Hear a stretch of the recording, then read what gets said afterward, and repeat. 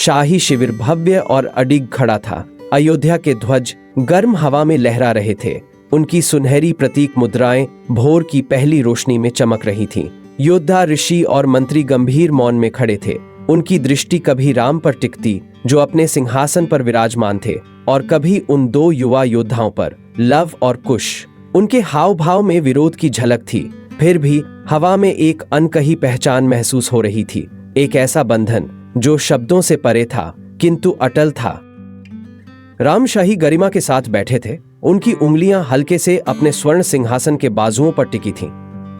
फिर भी उनकी स्थिर दृष्टि के पीछे उनकी आंखें उन दोनों बालकों को सावधानी पूर्वक परख रही थीं। उनके बगल में लक्ष्मण की सांसें असमान हो गईं, जबड़े कस गए और उन्होंने अपने भाई और उन दोनों लड़कों के बीच निगाहें घुमाईं। कैसे? लक्ष्मण ने धीरे से फुसफुसाया। उनके स्वर में अविश्वास झलक रहा था। वे आपसे इतने समान कैसे हो सकते हैं प्रभु? दोनों युवा योद्धा गर्व से खड़े थे। उनके चेहरे अब भी युद्ध की उत्तेजना से लाल थे, किंतु उनके आत्मविश्वास के नीचे कुछ और भी था। एक अनजाना संदेह जिसे वे स्वयं पूरी तरह नहीं समझ पा रहे थे। तभी सभा के मध्य से महर्षि वाल्मीकि आगे बढ़े। उनके आते ही समस्त योद्धाओं और मंत्रियों ने आदर पूर्वक सिर झुका लिया। स्वयं कौशल नरेश राम ने भी हल्का सिर झुकाकर महान ऋषि की प्रज्ञा को स्वीकार किया। ये बालक, वाल्मीकि ने कहा। उनका स्वर शांत था, किंतु गहनता से भरा हुआ।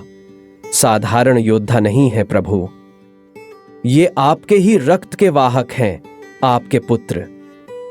दरबार में हलचल मच गई। अविश्वास और विस्मय की लहर दौड़ पड़ी, यहां तक कि हवा भी जैसे थम गई। राम स्थिर रहे, लेकिन वर्षों के एकांत और त्याग से प्राप्त उनका आत्मसंयम क्षण भर के लिए डगमगा गया।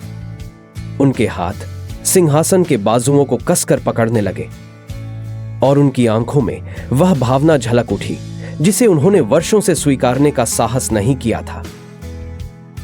लव ने कुश की ओर मुड़कर धीरे से कहा, वे हमारे पिता हैं। वाल्मीकि की दृष्टि अडिग थी और उन्होंने अपने शब्दों को पूरी गंभीरता के साथ आगे बढ़ाया।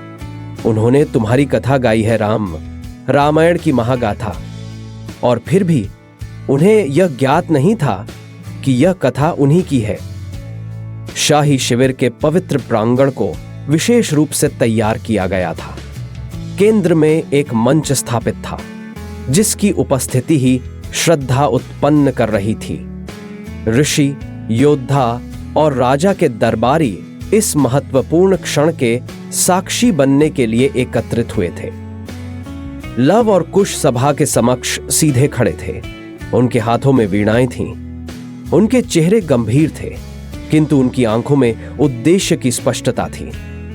प्रांगण के पार राम अपने सिंहासन पर बैठे उन्हें देख रहे थे, लेकिन वर्षों में पहली बार उनके हृदय का भार उनके मुकुट से भी भारी लग रहा था। कुश का स्वर कोमल था, लेकिन उसमें युगों की शक्ति समाहित थी। हम आपको एक महान राजा की गाथा सुनाएंगे, एक धर्मपरायण पुरुष की और उस प्रेम की जिसे उसने खो दिया। पवित्र पर्दे के पीछे से सीता आगे बढ़ी। उनका अस्तित्व प्रकाशमय था, उनकी अभिव्यक्ति रहस्यमयी। वे शांति और गरिमा के साथ खड़ी थीं। उनकी दृष्टि राम पर टिकी थी। न उसमें क्रोध था, न शिकायत, बस एक स्थिर शांति थी जो केवल वही पा सकता है जिसने नियति को लंबे समय से स्वीकार लिया हो। जब लव और कुश ने अपनी वीणाओं के पहले तार छेड़े तो उनकी कोमल लेकिन दृढ़ आवाजों ने वातावरण को भर दिया। इतिहास का भार उनके स्वर में समाहित था। वे गाने लगे, राम के वनवास की कथा, उनके संघर्ष, उनके युद्ध, सीता के प्रति उनका प्रेम और अंततः रावण पर उनकी विजय। उनके शब्द सभा पर नियति की लहरों की भांति उतरने लगे। सीता ने सुना। उनके हृदय में गर्व और वेदना दोनों उमड़ पड़े। यह कथा वे पहले भी सुन चुकी थीं, इसे जी चुकी थीं, लेकिन आज उन्होंने इसे अपने पुत्रों के स्वर में प्रतिध्वनित होते देखा। राम निर्जीव से बैठे रहे। उनकी सांसें धीमी हो गईं, लेकिन उनके भीतर कुछ हलचल मचाने लगा, कुछ ऐसा जिसे उन्होंने कर्तव्य और सम्मान के नीचे दबा दिया था। यह कथा अब केवल एक महागाथा नहीं थी, यह उनका जीवन था जिसे वे स्वयं नहीं स्वीकार सके थे, लेकिन आज उनके अज्ञात पुत्रों ने उनके समक्ष रख दिया। हनुमान, जो श्रद्धा में नतमस्तक थे, उनकी आंखों में आंसू छलक आए। उन्हें सदैव इन बालकों के भाग्य का ज्ञान था, लेकिन आज जब उन्होंने अपने ही पिता की कथा गाते हुए उन्हें सुना, तो उन्होंने नियति के स्पर्श को हर क्षण में महसूस किया। लक्ष्मण कठोर मुद्रा में खड़े रहे, उनके कंधे तनाव से कसे हुए थे। जब गीत सीता के परित्याग के प्रसंग तक पहुंचा, उनकी मुट्ठियां भींच गईं, क्योंकि वे भी उस निर्णय के भार को वहन कर रहे थे। उन्होंने अपने भाई की आज्ञा का पालन किया था, लेकिन किस कीमत पर? राम के होंठ हल्के से खुले, उनकी सांस उथली हो गई, उनका मन झंझावत से घिर गया। यह मात्र एक गीत नहीं था, यह उनका सामना था।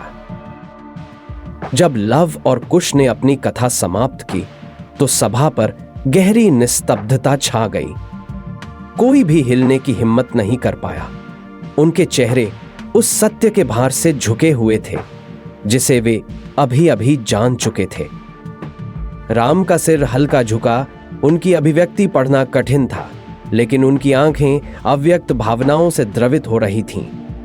उनके समक्ष खड़े लव और कुश अब विरोधी योद्धा नहीं लग रहे थे, बल्कि वे अब मात्र दो बालक थे, उनके पुत्र जो अपने पिता का सत्य खोज रहे थे। वाल्मीकि फिर से आगे बढ़े। उनका स्वर स्थिर था, लेकिन कोमल भी। अब आप देख सकते हैं प्रभु, वे केवल आपके रक्त से ही नहीं, बल्कि आपके आत्मा से भी आपके हैं। सीता की दृष्टि राम से मिली और उसी क्षण उनके हृदय के अंतिम बंधन टूट गए। राम की वह वाणी, जिसे वर्षों से कर्तव्य ने रोक रखा था, अब भावना से भरकर फूट पड़ी। मेरे पुत्र लव और कुश, जो अब तक अपने अतीत से अनजान थे, उस क्षण में अपनी सच्चाई को पूरी तरह आत्मसात कर चुके थे। उनके पिता, जिन्हें उन्होंने कभी जाना ही नहीं, आज उनके सामने खड़े थे। राम अपने सिंहासन से उठे। उनके कदम धीमे थे, जैसे उन्हें डर हो कि यह सत्य कहीं उनकी पकड़ से छूट न जाए। वर्षों के निर्णयों और स्वीकार की गई नियति का बोझ उनके कंधों पर था। सीता ने उन्हें शांत भाव से देखा, जैसे उन्होंने सदा से इस क्षण के आने का अनुमान कर रखा हो। और फिर वे खड़े थे, पिता, माता और पुत्र अंततः एक साथ, फिर भी अब भी नियति के कठोर हाथों से अलग। उनके ऊपर स्वर्णिम सूर्य प्रकाश बादलों को चीरकर उतर आया, पूरे दृश्य को एक ऐसे दिव्य आभा में डुबोते हुए जो मानो यह फुसफुसा रही थी कि अब सत्य उजागर हो चुका है।